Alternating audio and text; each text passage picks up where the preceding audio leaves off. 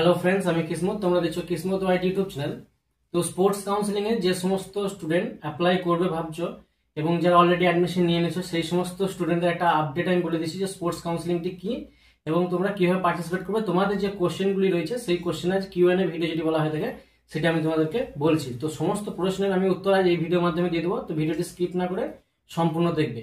তো প্রথমে একজন কোশ্চেন করেছে যে আইটিআই যে অ্যাডমিশন ফর্ম ফিল আপ না করে কি কাউন্সিলিং করা যায়। তো এটা কোনোদিনই হয় না। তো আইটিআই যতদিন না তুমি ফর্ম ফিল আপটি না করবে, তাহলে তুমি সেখানে কাউন্সিলিং এ তোমার র্যাঙ্ক কার্ডটি জেনারেট হবে কি করে। যদি র্যাঙ্ক কার্ডটি জেনারেট না হয়, সেক্ষেত্রে তুমি ওই স্পোর্টস কাউন্সিলিং বলে হয়ে থাকে বা তোমার যে অনলাইনে যে চয়েস ফিলিং হয়ে থাকে, সে কোনো কাউন্সিলিং এ তুমি পার্টিসিপেট করতে পারবে না। তো এটা যে প্রশ্নটি করেছিল তার উত্তরটি হয়ে গেল। এর নেক্সট যে প্রশ্নটি আছে, এখানে তোমার বলা হয়েছে যে আইটিআই স্পোর্টস কাউন্সিলিং এর খরচ কি গভর্নমেন্ট কোটার মতোই না এর খরচ বেশি। তো এখানে আইটিআই স্পোর্টস কাউন্সিলিং যেটা হয়ে থাকে নর্মালি এটা এক ধরনের তোমাদের যে অফলাইন কাউন্সিলিং যেটি বলা হয়ে থাকে, অফলাইন বা তোমাদের ফার্স্ট কাম ফার্স্ট সার্ভ বেসিসের যে কাউন্সিলিংটি হয়ে থাকে সেটি। তো এখানে তোমাদের এমন কোনো ব্যাপার নেই যে এখানে একটু ফিস স্ট্রাকচার বেশি বা ফিস একটু বেশি লাগবে। যেমন অ্যাজ ইট ইজ গভর্নমেন্টে তোমরা যেমন অনলাইনে যে চয়েস ফিলিং করেছিলে, যেখান থেকে ওয়েবসাইট থেকে যেমন তোমাদের অ্যালটমেন্ট একটা জেনারেট হয়েছিল, সেখানে তোমাদের 410 টাকা যে ফিসটি রিকোয়ার্ড করা হয়েছিল সেই ফিজই কিন্তু এখানেও রিকোয়ার্ড করা হবে। এটি কি একটা বেনিফিট না, তোমাদের ডাইরেক্ট যে কলেজে ভ্যাকেন্সি থাকে সেই কলেজে গিয়ে তোমাদের কিন্তু কি করতে হয়, স্পোর্টস কাউন্সিলিং করতে হয়।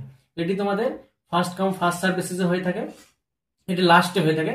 প্রথম কি করা হয়ে থাকে, ফার্স্ট কাম ফার্স্ট সার্ভ বেসিসে করা হয়ে থাকে না। প্রথমে বলা হয়ে থাকে তোমাদের একটা র্যাঙ্ক ওয়াইজ বলে দেওয়া হয় যে কোন র্যাঙ্ক থেকে কত দূর অব্দি র্যাঙ্ক অব্দি তোমাদের কলেজে যে ছেলে মেয়েরা রয়েছে, 1 থেকে 10,000-এর মধ্যে র্যাঙ্ক তোমার থেকে সাপোজ ধরো 18 থেকে 20 তারিখের মধ্যে যেতে বলবে। তারপরে 20 থেকে তোমার 30,000-এর মতো র্যাঙ্ক যেটি থাকবে সেটি তোমার বলবে 22 তারিখ বা 20 তারিখ থেকে 24 তারিখ বা 24 তারিখ থেকে 25 তারিখ, এরকম একটা একটা ডেট কিন্তু বলে দেওয়া হবে অফিসিয়াল ওয়েবসাইটে। যতক্ষণ না অফিসিয়াল ওয়েবসাইটে কোনো রকম ধরনের নোটিফিকেশন তোমাদের ডিক্লেয়ার হচ্ছে, ততক্ষণ অবধি তোমাদের এখনো অবধি শিওরিটি নয় যে স্পোর্টস কাউন্সিলিং হবে কি হবে না। তো স্পোর্টস কাউন্সিলিং যদি হয়ে থাকে as it is same process কিন্তু হয়ে থাকে। এরপরে আরেকজন কমেন্ট করেছে যে দাদা 80% অ্যাটেন্ডেন্স সব কলেজে কি লাগে।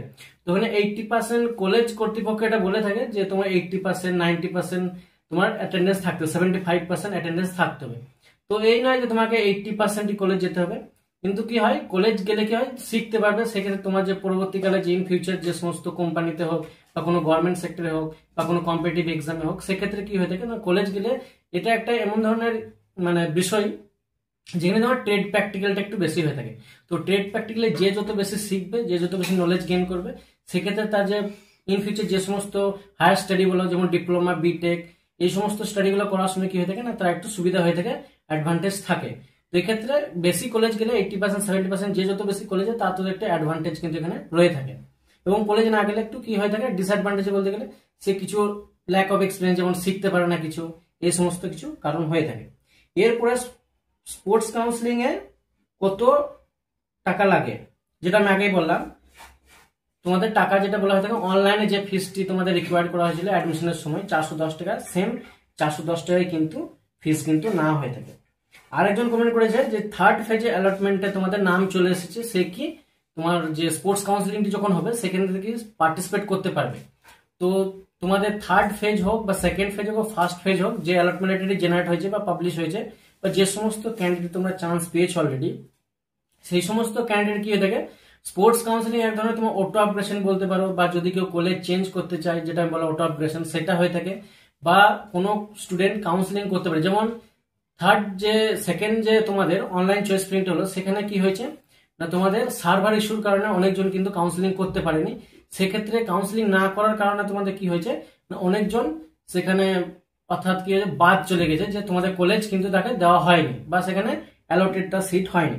তো সেক্ষেত্রে কিন্তু সেই সমস্ত স্টুডেন্ট এবং যারা অলরেডি চান্স পেয়ে গেছে বা যাদের সার্ভার ভালো থাকার কারণে বা ফাইভ স্পিড ইন্টারনেট থাকার কারণে সে কাউন্সিলিংটি করতে পেরেছে এবং সে পার্টিসিপেট করে কলেজও পেয়ে গেছে, সেক্ষেত্রে বাড়ি থেকে অনেকটা দূরে পেয়েছে, কিন্তু সে চাইলে কিন্তু কলেজটা অর্থাৎ যদি তার বাড়ির নিয়ারেস্ট যে সমস্ত কলেজগুলি থাকে সেই সমস্ত কলেজে যদি সিট বা ভ্যাকেন্সি থাকে, সেক্ষেত্রে কিন্তু সে কিন্তু ট্রান্সফার হতে পারবে।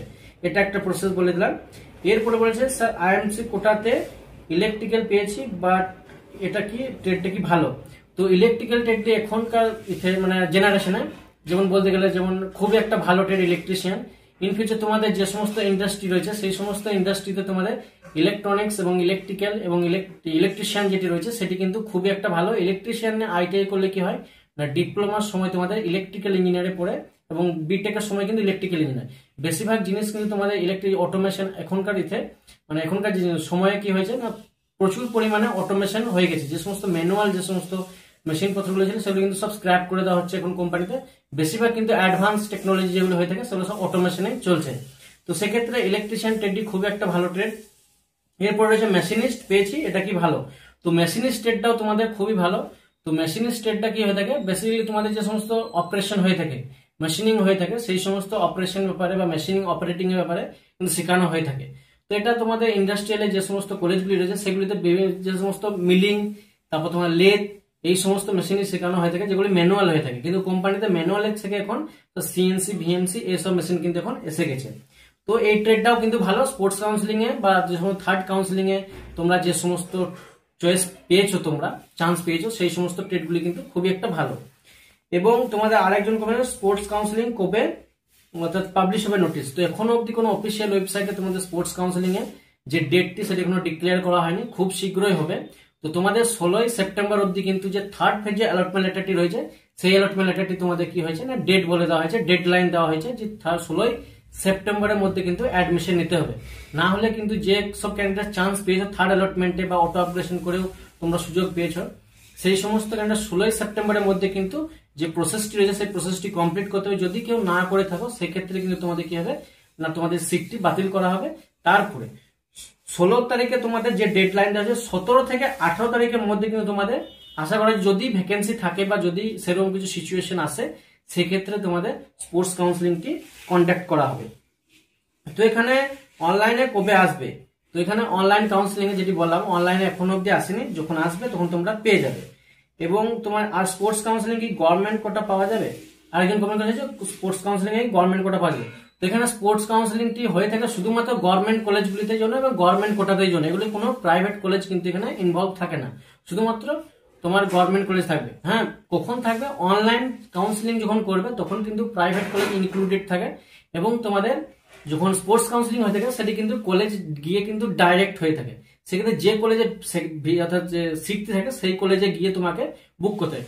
আগে কি হতো, আগে অফলাইন কাউন্সিলিং হতো, যেটা কলকাতা রাজারহাটে নিউ টাউনে যেটা একটা কারিগরি ভবন যে রয়েছে সেখানে তোমাদের গিয়ে ফিজিক্যালি যে ভেরিফাই করতে হতো এবং গিয়ে তোমাদের কি করতে হতো, ওইখানে অ্যাটেন্ড করতে তোমাদের যে কাউন্সিলিং র্যাঙ্ক অনুসারে তোমাদের কলেজ দেওয়া হতো। কিন্তু এখন সেটা বাতিল করে 2020 সালের কথা বলছি আমি, 2018 সালের কথা বলছি। 2018তে কি হয়েছিল না, কলকাতা কারিগরি ভবনে গিয়ে তোমাদের কিন্তু করতে হতো। তো 2020 পর থেকে তোমাদের কি হয়েছে না, তোমাদের যে অনলাইন বেসিসে করে দেওয়া হয়েছে, এটি তোমাদের কোনো জায়গাতে যাওয়ার দরকার নেই।